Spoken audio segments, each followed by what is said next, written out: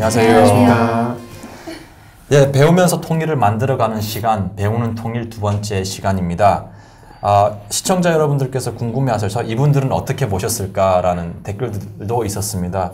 이분들은 우리 그 배나 통일에 출연하시는 최종원 선생님께서 추천을 해주신 분들입니다. 최종원 선생님도 지금 고려대학교 북한학과에서 석사를 하고 계십니다. 그래서 이분들은 두 분 이제 배진님은 이제 석사를 하신, 그러니까 배진님과 김혜원님은 석사 과정에 있는 분이시고요. 그리고 나정원 님은 그 박사 이제 논문을 지금 제출을 하셔가지고 심사를 기다리고 있는. 그래서 박사 과정에 이제 학생이라 해야 되냐 아니면 전문가이십니다. 학생입니다. 예. 오늘 저희의 주제는 왜 통일을 해야 되나. 사실은 우리 사회에 보면은 이런 이야기가 있는 것 같아요. 통일 대박론, 통일 쪽박론. 어떤 분들은 통일하면 망한다. 어떤 분들은 통일을 하면 대박이다. 근데 사실은 이런 이야기들 속에 제 생각으로는 그런 것 같아요. 어떻게 통일을 준비하느냐. 그게 쪽박과 대박을 가르는 가장 그 포인트가 되지 않을까 저는 그렇게 생각합니다. 그래서 김혜원님은 통일 왜 해야 된다고 생각하세요? 네, 사실 이게 굉장히 어려운 질문이라고 그쵸, 생각을 해요. 네. 뭐 제가 뭐 석사, 박사를 다 맞춰도 네. 이게 한 문장으로 정의할 수 있는 건지 잘 모르겠지만 사실 이제 뭐 많은 이유를 들잖아요. 네.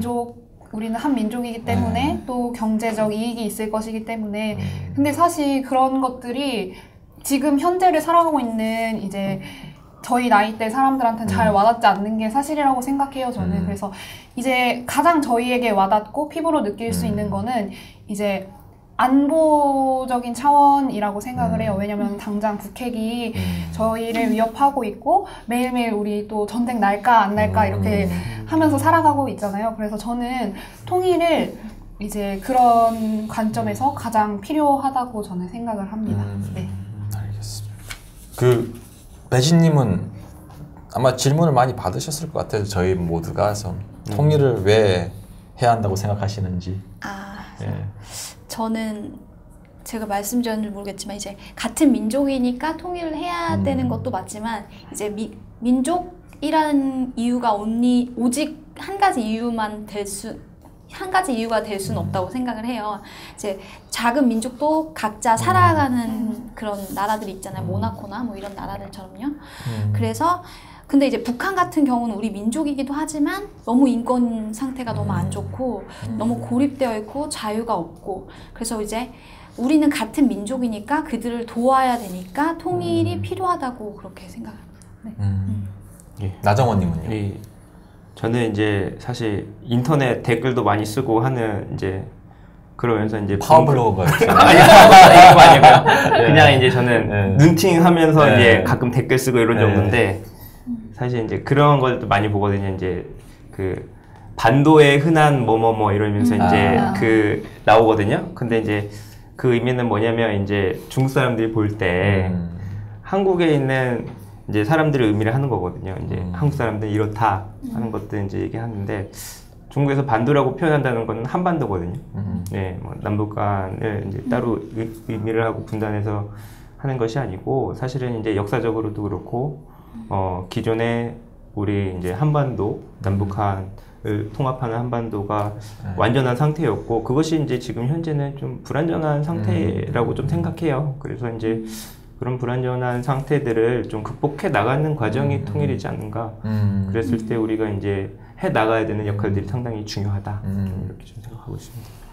저한테는 통일을 왜 해야 하나 했을 때 두 가지 답이 있는 것 같아요. 첫 번째는 지극히 개인적인 건데 이거는 통일은 저한테 유일하게 집으로 가는 길이에요. 집으로 가는 길. 뭐 만들든지 찾든지 해야죠. 두 번째는 저는 회복이라고 생각해요.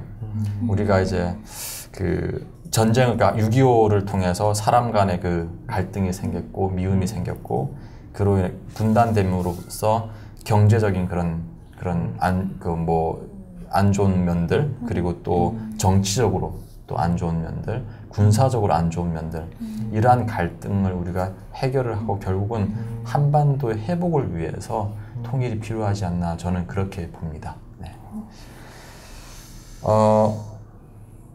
이제 우리가 그랬잖아요. 뭐 통일 이렇게 해야 된다. 각자 다 뭐 생각들이 있는데 네. 좀 디테일하게 네.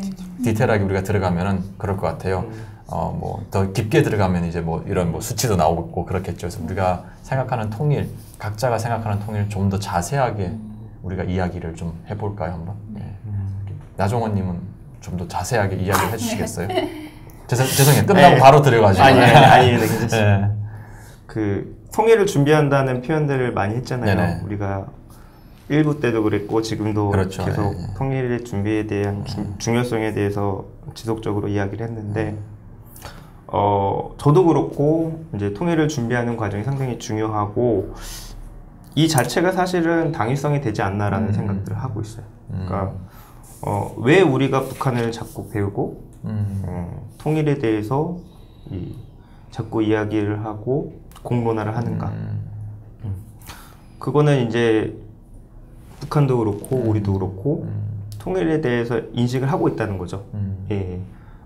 주요 행사 때 이제 뭐 예를 들어서 8.15 광복이라던가 이제 6.15 남북 공동선언 이후에 이제 14선언 남한뿐만이 아니라 북한에서도 사실 이제 지속적으로 이제 하고 있는 부분이거든요. 예. 우리 행사에 대해서 그거는 지금 현재 상황에 대해서 상당히 불완전하다라고 느끼는 것 같아요. 예. 남북한 모두 느끼는 부분이고 그렇다면 이거를 어떻게 극복해 나가고 우리가 해 나가야 되는가, 극복해 나가고 해결해 나가야 되는가에 초점을 좀 맞춰야 되는 부분인 것 같다. 좀 이렇게 생각합니다.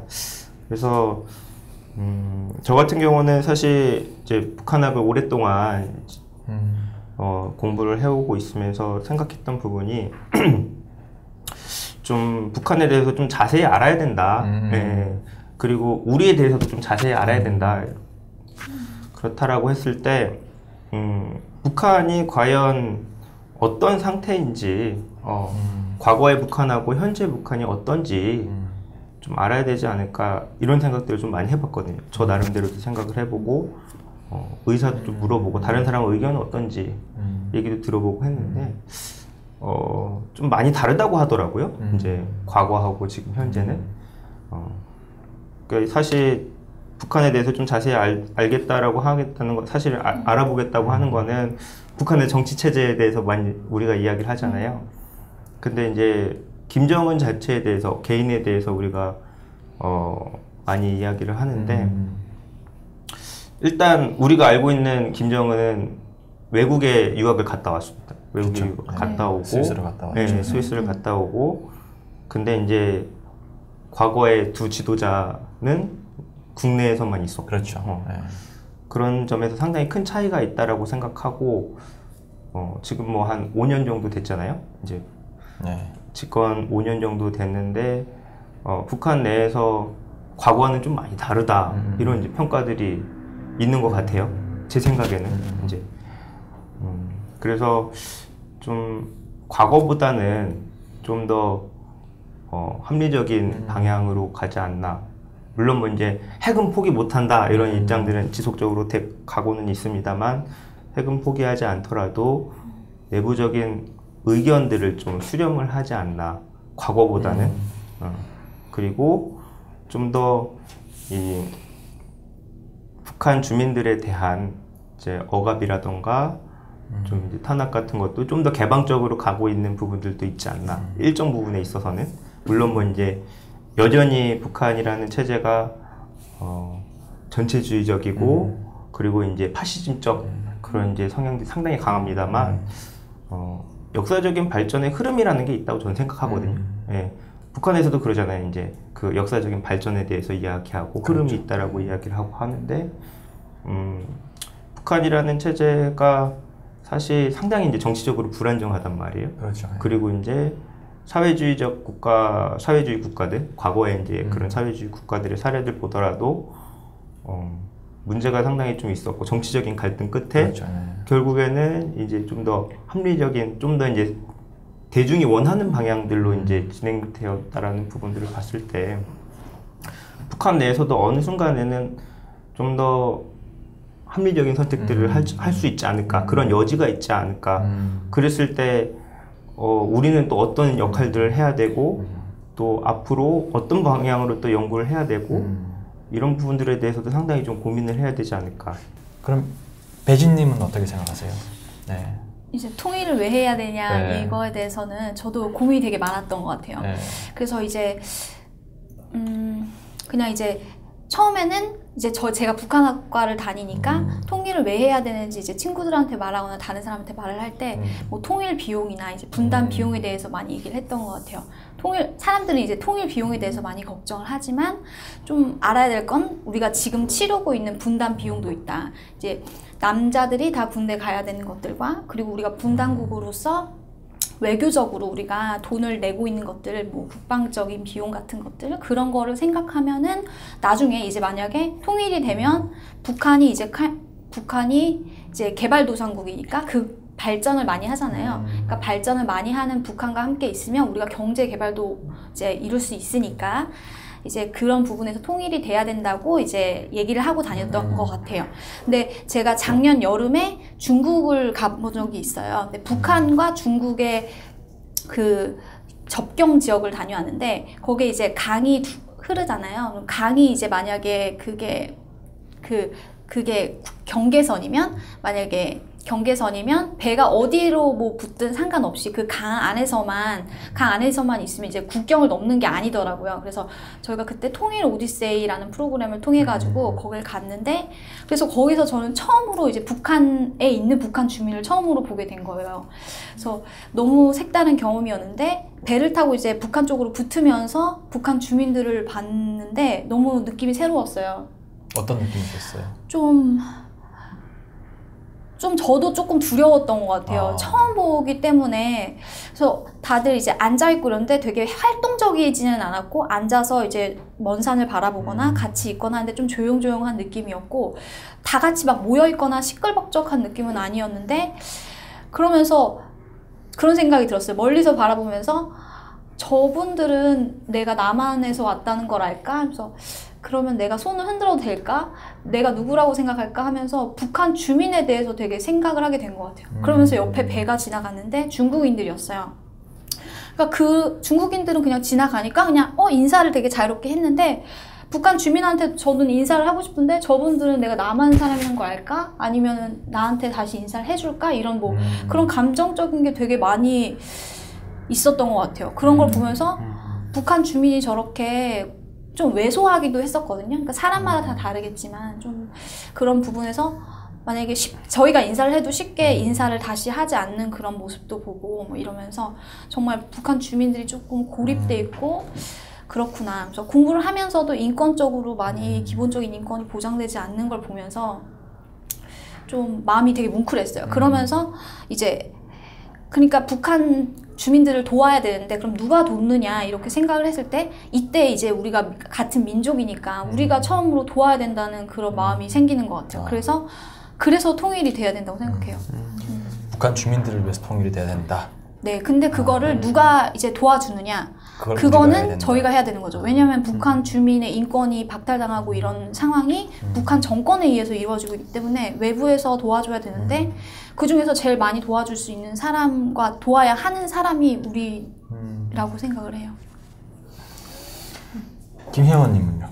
네, 저는 사실 통일을 왜 해야 되나 이 질문이 조금 통일을 해야 된다라는 당위성을 좀 전제를 하고 있다고 생각을 하거든요.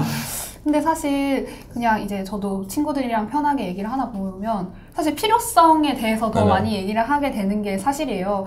그래서 뭐 이제 가령 경제적 이유 같은 경우도 뭐 통일을 하면은 우리가 일할 수 있는 시장이 넓어지고 또 우리가 진출할 수 있는 부분이 넓다. 이것도 사실은 지금 제 친구들이 거의 취업을 준비하고 있는 경우가 많은데 너무 먼 얘기인 거예요. 당장 내가 이제 취업을 해야 되고 당장 내가 직장을 찾아야 되고 하는데 언제 통일돼? 언제 통일돼서 내가 거기 가서 일해? 이렇게 되는 거죠, 사실. 그리고 이제 민족성 같은 얘기도 저희같이 북한을 공부하고 연구하고 또 통일을 염원하는 사람들한테는 한민족이기 때문에 통일을 해야 된다 이게 되게 당연한 얘기 같은데 이제 통일에 관심이 없는 사람은 한민족인데 근데 이렇게 되는 것 같아요. 그래서 제가 이제 생각을 해봤을 때 왜 통일을 해야 될까라고 질문을 한다면 가장 우리의 피부에 와닿는 게 저희가 맨날 뉴스로 접하고 보는 이제 사실 안보적인 문제 때문이라고 생각을 해요. 사실 너무 요즘에는 뉴스에 많이 나와서 북한 뉴스만 나오면 사람들이 피로감을 느낀다고 하는데 사실 이게 너무나 목숨과 직결된 문제잖아요. 위험하고. 그렇기 때문에 더 많은 사람들과 통일을 얘기하고 소통하려면 이 안보적 문제는 빠질 수 없는 거라고 저는 생각을 하거든요. 그리고 또 북핵 문제가 너무 많이 얘기되다 보니까 안보라는 것 자체의 중요성도 많이 떨어지고 있다고 생각을 해요. 왜냐면 너무 피로감을 느끼기 때문에.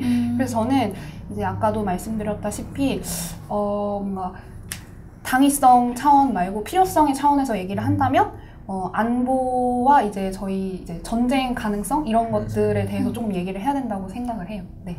안보적인 이제 문제를 해결하기 위해 한반도의 위기를 뭐 전쟁 가능성, 발발 가능성을 막기 위해서 우리가 통일을 준비해야 된다. 사실은 뭐 통일에 대한 뭐 통일을 왜 해야 되는지 물어봤을 때는 저희가 뭐 5천만 국민들이 다 다른 답일 것 같아요. 네, 5천만 개의 답이 있다고 보시면 될 것 같아요. 그럼에도 불구하고 우리가 통일을 이제 해야 되는 이유, 그리고 사실은 통일에 대한 이유 같은 경우는 우리가 고등학교 때부터 우리의 소원은 통일 이 노래 부르면서 썼잖아요.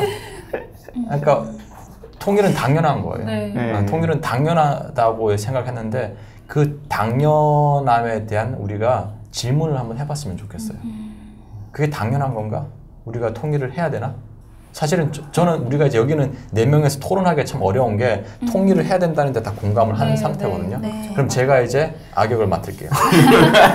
제가 통일 이거 하면 안 되잖아요. 아니 북한 주민은 북한 주민대로 살고 우리는 우리대로 잘 살고 그리고 뭐 안보 문제 우리도 무기 사가지고 핵 개발하고 그래서 좀 대치하고 그리고 뭐 북한이 아까 이야기하시는 것 중에서 이제 북한이 합리적인 생각을 이제 지금 하고 있다라고 이야기하셨는데 정권의 모습을 보면 합리적이지 않은데 그런 질문을 할 수가 있거든요, 우리가.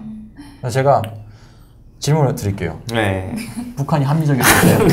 합리적이지 않습니다. 합리적이지 않아요. 그거는 이제 기준의 이제 차이고. 네네. 과거의 두 정권에 비해서의 변화의 모습들을 저는 이제 말씀을 드렸던 거고, 이제 왜 우리가 통일을 준비하는 과정에서의 노력이 필요한가? 예. 당위성에 대한 설명도 당연히 필요하고 그리고 지금 현재 북한의 당면에 있는 여러 가지 과정들에서 역할들도 필요하고 통일이 이루고 난 이후에 사후 관리에서도 필요하다.